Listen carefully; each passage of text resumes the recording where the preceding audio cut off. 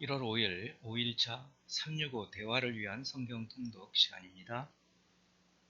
오늘 묵상할 말씀은 창세기 14장에서 17장까지 말씀이고, 개인적으로 깊이 묵상하실 본문은 창세기 14장 17절에서 24절까지의 말씀입니다.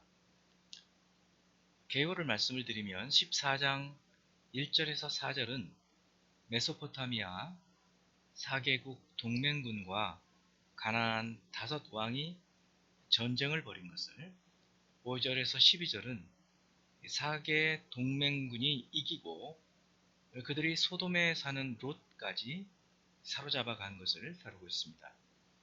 13에서 16절은 아브라함이 318명의 사병으로 롯과 함께 끌려간 사람들을 구출하고 재물을 찾아온 것을, 17에서 24절은 아브라함이 승리의 개선을 할 때 소돔 왕과 살렘 왕 멜기세덱이 그를 맞이한 것과 또 그들에 대한 아브라함의 상반된 반응을 다룹니다.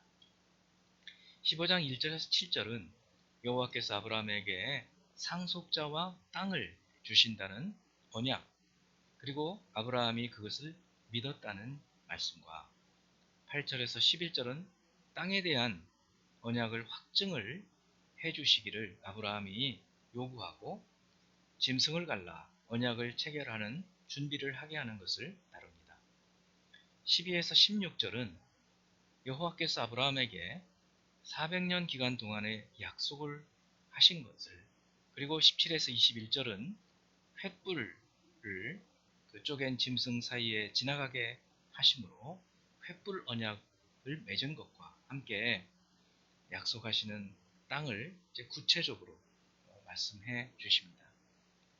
16장 1절에서 3절은 아브라함이 사레의 말을 듣고 하갈을 첩으로 삼은 것을, 4절에서 6절은 하갈이 임신하면서 사라와 갈등을 일으킨 것을 다루고 있고, 7절에서 14절은 하갈이 그로 말미암아 도망가는 중에 여호와의 사자를 만나 약속을 받고 집으로 다시 돌아가는 것을, 15, 16절은 하갈이 아브라함의 86세 때에 이스마엘을 낳은 것을 말하고 있습니다.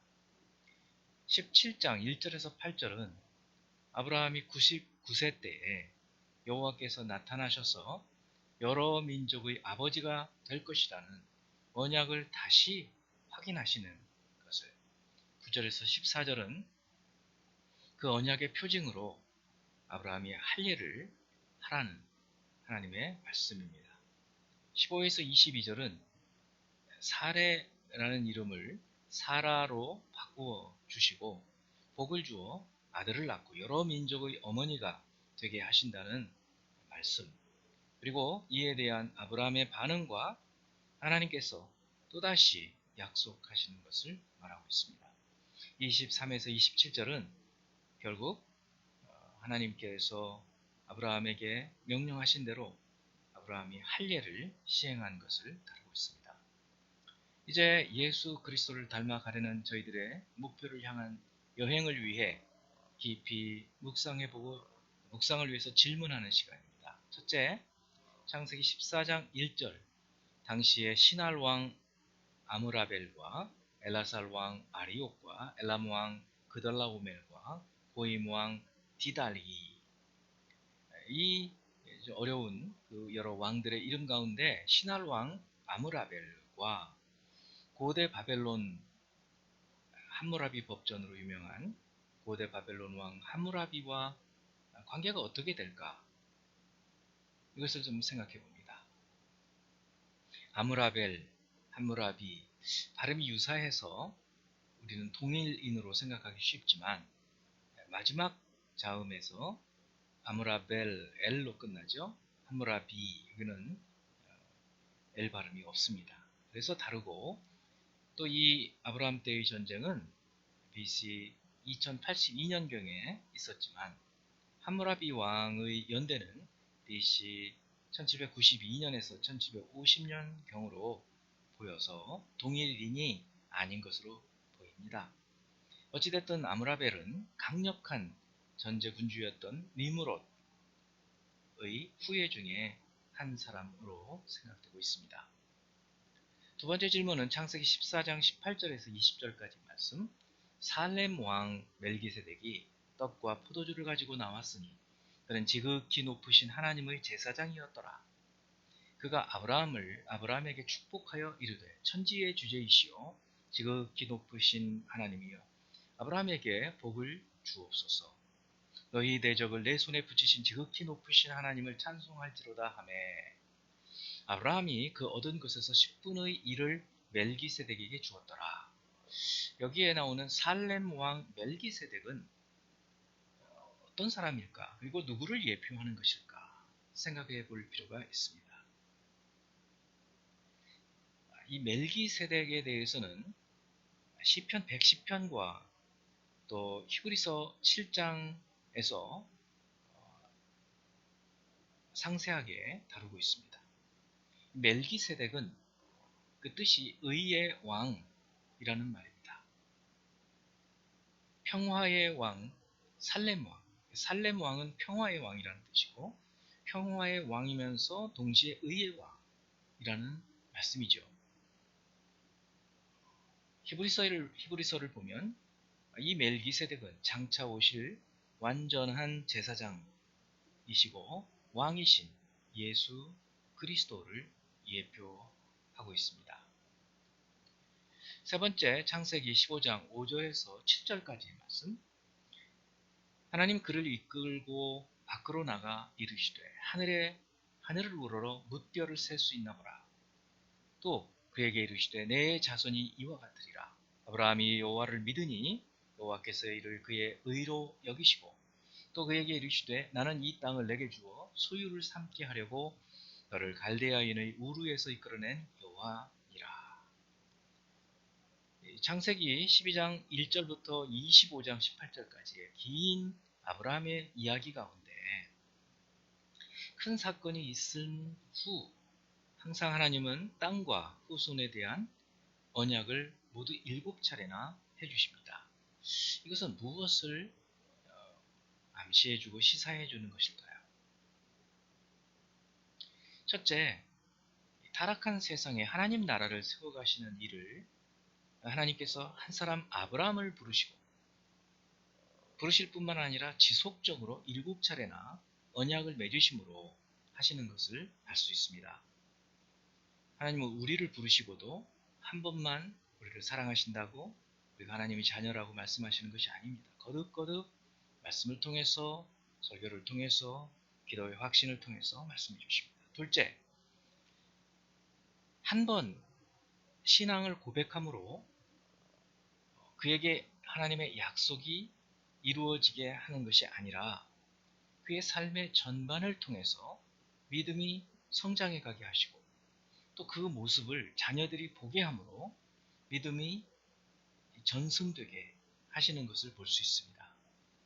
아브라함의 믿음은 한 번 처음에 믿었던 믿음, 갈대아 우르 하란에서 떠난 그 결단, 떠난 것으로 끝난 것이 아니라 거듭거듭 계속해서 믿음이 성장해 가는 것을 우리는 이 창세기 12장에서 25장까지의 말씀을 통해서 볼 수 있습니다. 그와 마찬가지로 저희들의 믿음도 처음 믿음, 그 믿음에서 정체되는 것이 아니라 계속해서 세월이 지나면서 더 믿음이 깊어져 가도록 하나님은 약속해 주시고 말씀으로 우리를 이끌어 주시는 것을 알 수 있습니다. 셋째, 하나님은 사람이 연약함을 아시고 거듭 반복해서 언약을 맺으심으로 믿음의 사람으로 세워가시는 것을 알 수 있습니다.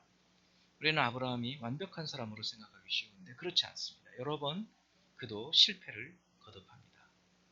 그러나 하나님은 그 연약한 아브라함을 세워주시고 반복해서 언약을 맺으심으로 400년 후에 이루어질 일을 약속하시고 그것을 믿고 믿음으로 살도록 하시는 것입니다.